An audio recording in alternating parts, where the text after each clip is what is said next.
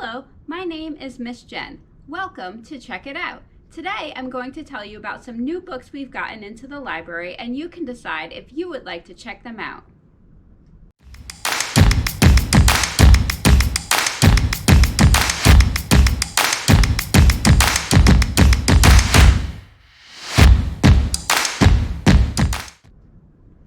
First up today is a beautifully illustrated chapter book that kind of reminds me a little bit of Winnie the Pooh.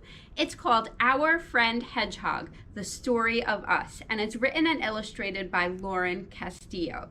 In this story, we meet Hedgehog, who is very upset because she has lost her stuffed dog, Muddy, in a terrible storm. And while she's looking for Muddy, she accidentally falls into Mole's hole. She tells Mole all about how she can't find Muddy, and Mole really wants to help. So she introduces her to her friend Owl, who introduces her to Beaver, who introduces her to Hen and her chicks, who leads her to a little girl named Annika May Flores.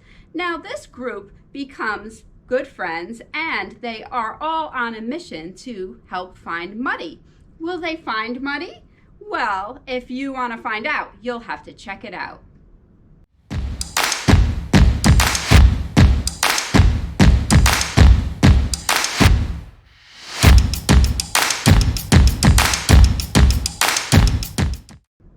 The next book I'd like to tell you about is called Before the Ever After, and this one is written by Jacqueline Woodson. This book is written in verse, so if you like to read books in that format, such as Brown Girl Dreaming by Jacqueline Woodson or The Crossover by Kwame Alexander, you might like to read this one as well. It's about ZJ, who is a 12-year-old boy whose father is a professional football player. Now his father is a hero to him and a hero to all of his friends as well. He's lots of fun to be around and they all just really love him. But one day, ZJ's dad starts acting strangely. He's very moody, he's starting to forget things. When he talks, sometimes he makes no sense to anyone. They really don't know what's wrong with him. So he starts going to different doctors, and the doctors suspect that his condition is a result of the several concussions he had suffered during his time as a football player. So, will ZJ still see his father as a hero, even though he is a little different now than he was before? How will he deal with this? Well, if you would like to find out, you'll need to check it out.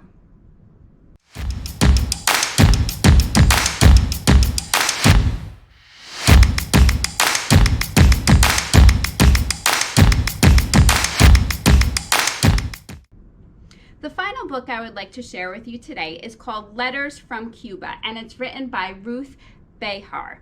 This is a great book for kids who enjoyed Refugee by Alan Gratz or Echo by Pam Munoz Ryan. So in this book, we meet Esther, who is a Jewish girl living in Poland. And this is the time leading up to World War II, which is a dangerous and oppressive time for Jews in Poland.